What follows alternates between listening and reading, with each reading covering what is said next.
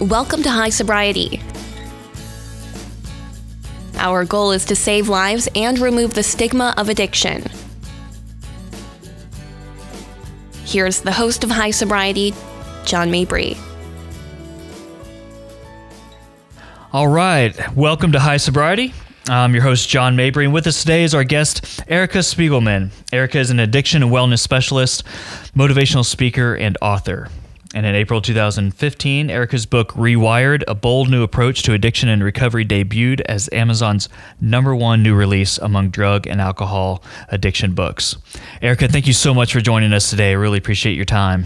Thank you for having me. It's always an honor, and it's great to meet you. Absolutely. I gotta say, just right off the bat, I love your mind, body, spirit approach to life. From reading up on you and getting to know a little bit about some of the work that you do, and I think it's so key that when people are working on recovery as a whole, that it is a whole person. It's mind, body, and spirit. And if one's out of whack, the others kind of can feel the tension. And so I love your kind of whole person approach. Oh, good. Thank you. Yeah. I think it's like, I really want to give people like a whole soul makeover is really the point of, I think, doing it right is like to change everything and to challenge everything and to create those new pathways, you know? Mm-hmm. Yes. And so as we dive in here, how did you get your start in addiction and wellness? And, what led you down that road?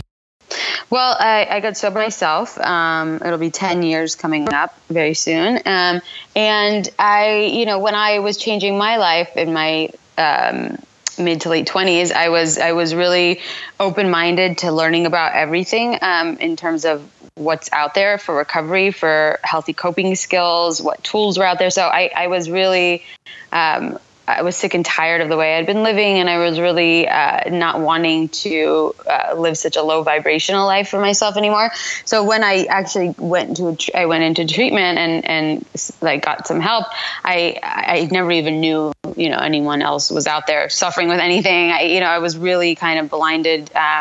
And not understanding that there was so much help and so many cool things out there. So I started to really dive into running and meditation and reading books on mindfulness and physical self-care and sleeping well and eating right and taking nutrition classes. And then I decided to become a counselor and went back to school at UCLA to get my degree to start helping people and doing therapy with their counseling with them. And so graduated from UCLA, and then I really learned a lot about the brain, and I learned a lot about all the wiring that we have and how we can rewire and we can create new pathways by challenging our narratives, and a lot of cognitive kind of therapy-based things resonated with me. So I started doing counseling at different treatment centers all over LA. I worked at Passages for many years. I worked at 12-step programs, non-12-step programs. I worked at inpatients, outpatients, so many places through the years. And kind of, I think 6 years into my sobriety or 7 years, I was like, I should really write a book, because I'm not seeing that there's many people that understand that they have other options besides AA. Like, I think AA is great, and I think it's a fantastic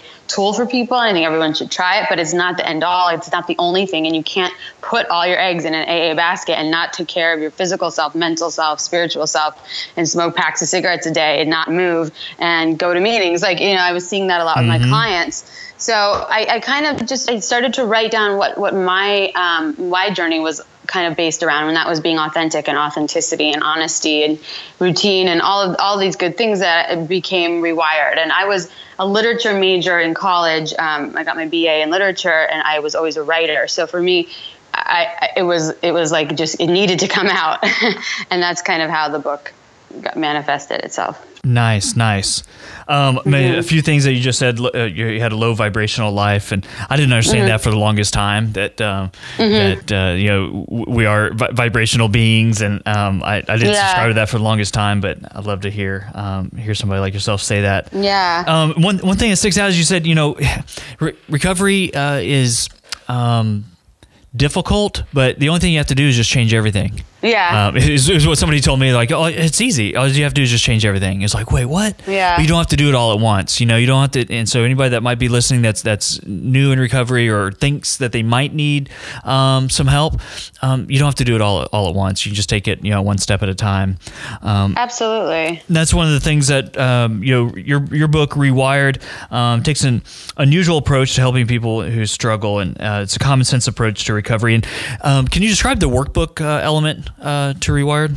Yeah, absolutely. Well, Rewired discusses, a lot of core principles that I think people should live by understanding, what's important to you, your values. And so I wanted to explore that more in the workbook, like the value of time management or solitude or self-care or healthy relationships. Like we have to value those things and really put those things at the top of our priority list. So the workbook delves into discussions and questions around healthy relationships, what they are, what the red flags are to notice if you're in an unhealthy relationship, why we need to be aware of who's around us. There's a whole chapter on time management and how we can combat procrastination and really understand that we need to manage our time in order to feel like balanced and feel good about ourselves, and setting goals and having deadlines and holding yourself accountable.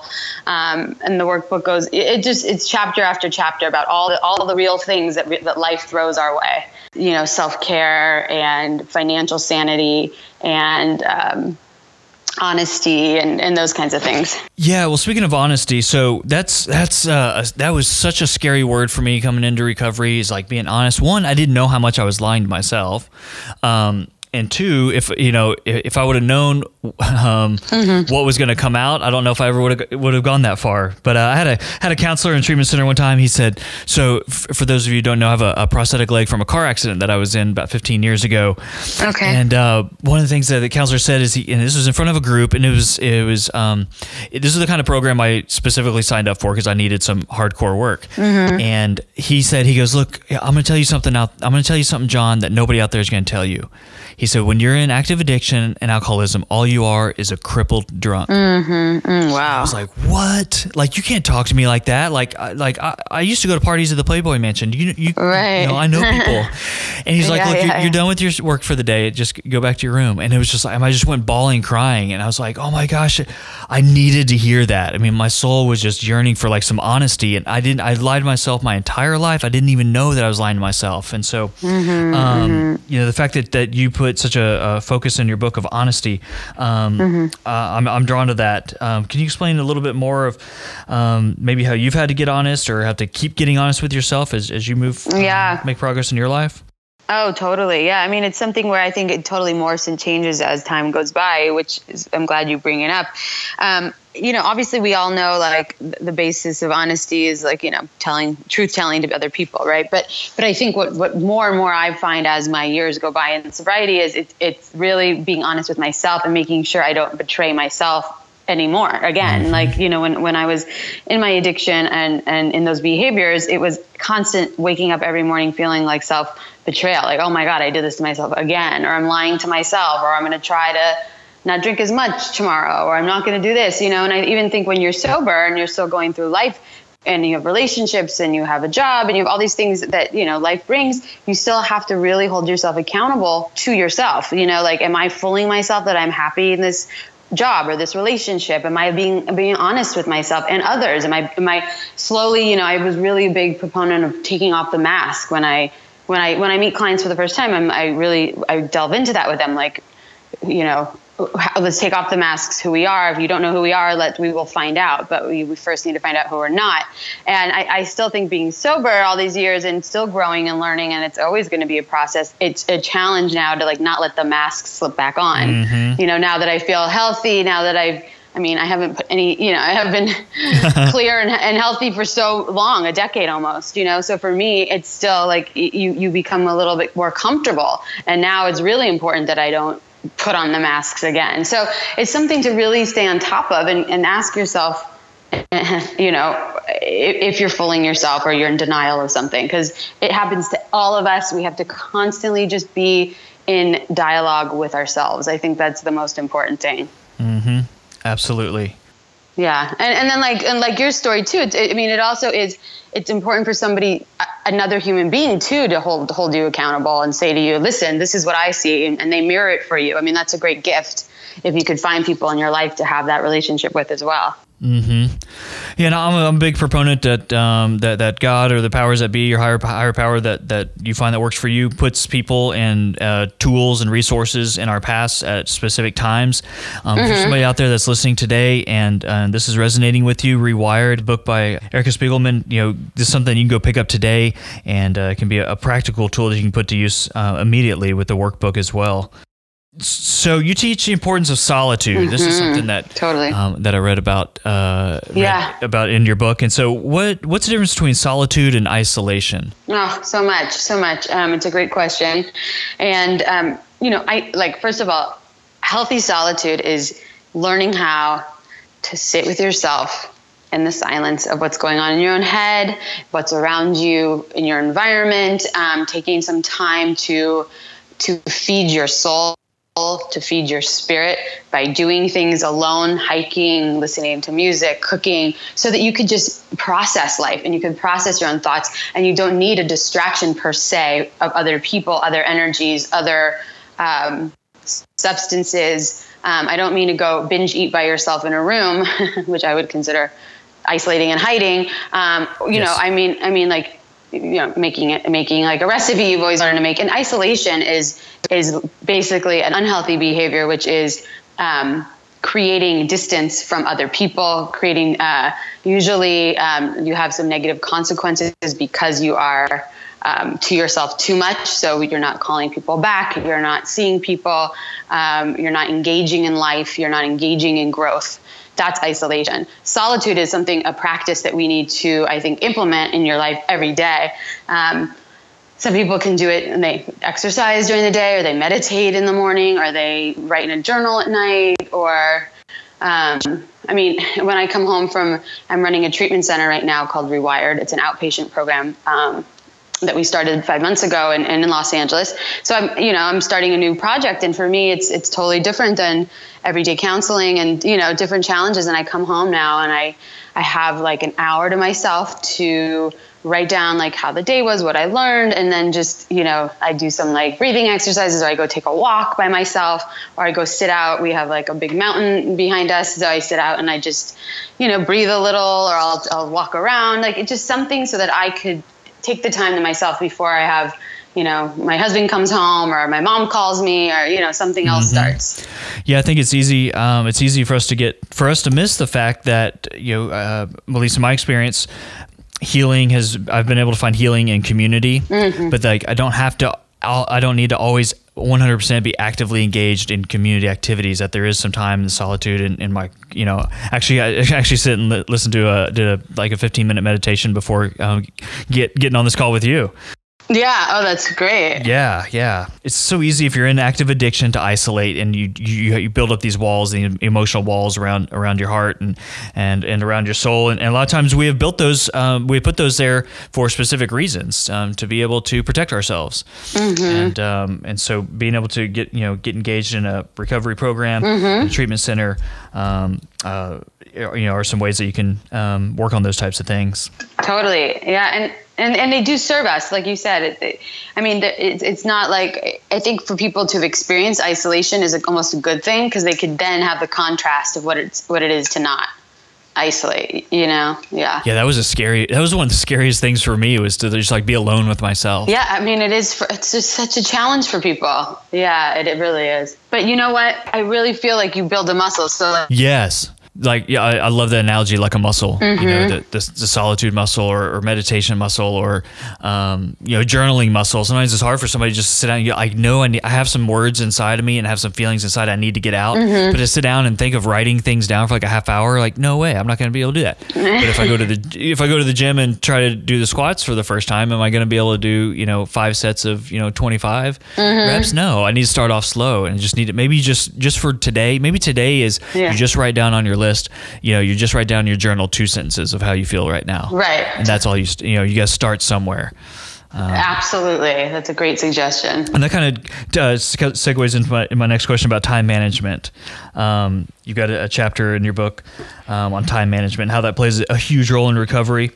What kind of tips can you give listeners when it comes to just some practical tips when it comes to time management? I think that people need to kind of create this is an exercise I have in my book, but create like a circle of let's say that's your full day, 24 hours. Or 12 hours. When you create how, like a pie chart basically of like, I'm going to sleep hopefully 7 to 8.5, 9 hours, which is what I recommend for people. And then I'm going to take an hour non-negotiable for, my self-care, whether that's exercise or meditation, and just kind of chart out your day. Or I'm at work for 6 hours a day, or I'm work for 8 hours a day, or I have a podcast for an hour, and really kind of break it down to see clearly in front of you what your day looks like and what it requires. And then also, I always like to create lists, like to-do lists of things that I wanted to get done for the week, for the day. Like I know I'm going to have to do laundry at some point, and usually what's a little trick that I do to myself is like I say, like, Erica, would your future self be happy if you did your laundry today, right now, you have an hour? Or like I'll say in my head, like, I'll do tomorrow. And I always ask myself, will your future self be happy? And it's always yes. And so Nice. For me, I'm always like, okay, you have an hour. I know you don't want to go downstairs and do your laundry, but you have the time. Like, would your future self tomorrow, you have the whole day then, you don't need to worry about it. And I'm like, yes. And and it motivates me to do it. So the future self is a good trick. Nice. I love that. Yeah. One thing coming into recovery for myself, I hated structure, hated, deadlines or list. And so to think of being able to like put some stuff down on paper, get out of my head and put it on paper at first was just completely overwhelming. But as I've done a little bit of that, a little bit more and more in recovery, I've found that I absolutely thrive on structure. Yeah, most people do. Yeah. And now, oh my gosh, I have such a better time at life when I have structure. And I used to pride myself on not having structure. Like, oh yeah, I'm just going to go travel wherever. I'm going to go overseas and do this. And now it's just like, man, I just want to go to work and come home and go to my kids' ball game and go to bed. Like I don't get me out of that. You get me out of that routine and I get kind of off. Right, totally. I think people really in sobriety and just in general, I mean, I can't speak for everybody, but in this industry, in this field, I think a lot of clients do better with structure because it starts to create these pathways in your brain of reward centers. Like you feel good that you're taking care of yourself, you're in bed by a certain time, you get up, you have a routine now. Those routines, once they are fulfilled, it's a positive like regard basically is what it creates in your head. So it's understandable. Another thing that I just made a note of is I think it's important. What I've learned is moving physically can help move emotionally. Oh, yeah. So I find when I'm kind of like emotionally stuck or when I have been emotionally stuck, when I move my body physically, oh my gosh, things can really, everything from sleep. You've talked about the importance of sleep and diet, all these things. All you have to do is change everything. When somebody told me that, I'm like, I can't do that. But you just make one little change at a time. Yeah. One little change at a time.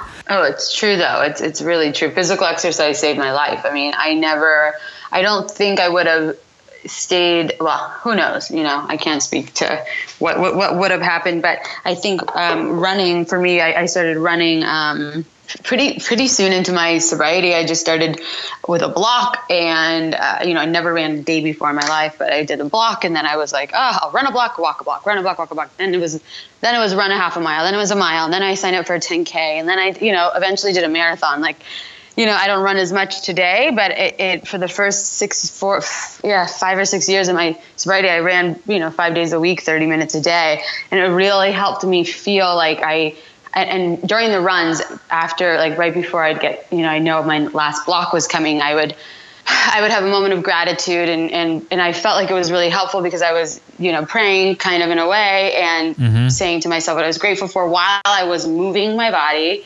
while I was emotionally reflecting on something that was very real and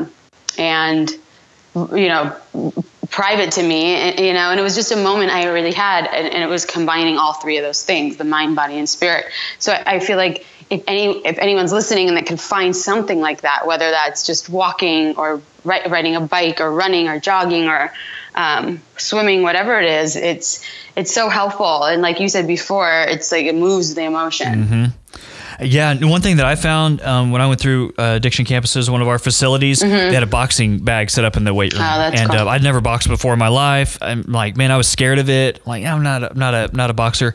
I just started like pounding away at that thing, and so when I got home, I signed up for a membership at a boxing club, at Title Boxing. Oh, that's so now cool. I go 5, if not 6 days a week. Wow. And when I don't go, I can feel it. Yeah. And it's so therapeutic. And so if you're, something else for our listeners, try something new. Be bold and try something new. And that kind of ties in back to your rewiring. Sometimes you might need to try something else to get out of a bad groove that you've gotten in your life. Oh, totally. It's, I love that.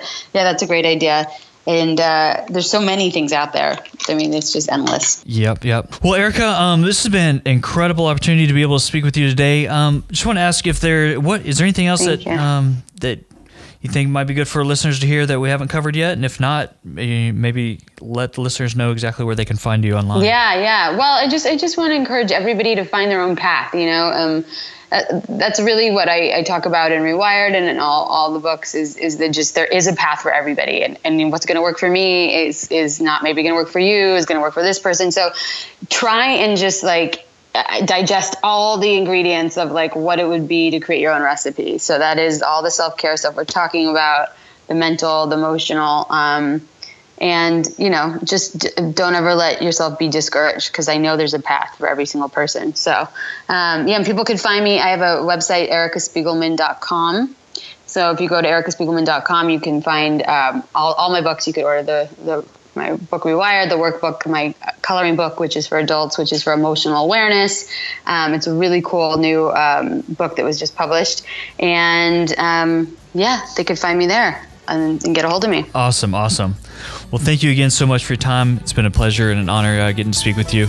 And thank you. Such a pleasure for me. All right. Take care. Okay. Bye-bye. All right. Bye-bye.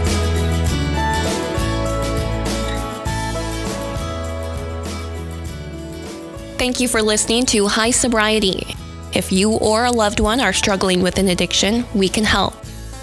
Call our hotline at 844-888-HELP. That's 844-888-4357. Don't wait. Call today, 844-888-HELP. High Sobriety is an Addiction Campuses podcast.